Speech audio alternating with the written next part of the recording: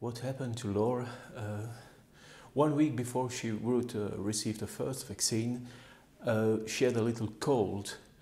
And what first appeared to be just a common cold rapidly turned into a tragedy because she was developing whooping cough.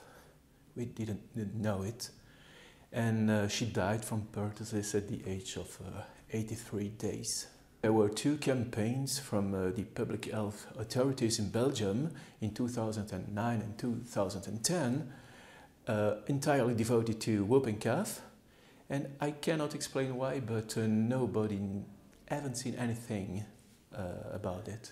We discovered the letter sent by the authorities to all gynecologists and to all doctors in Flanders recommending the vaccination, the cocoon vaccination, before the pregnancy or during the pregnancy.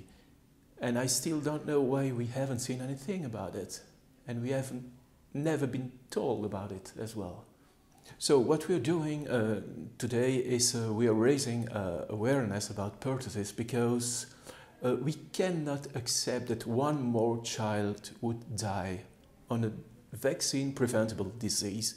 We are living in the 21st century. It's one way for us to feel that Laura lives further in other child, in saving other children. Because if we wouldn't have spoken, if we remained closed inside our house, nothing was going to happen. But now minds are changing, attitudes are changing, and that's our aim.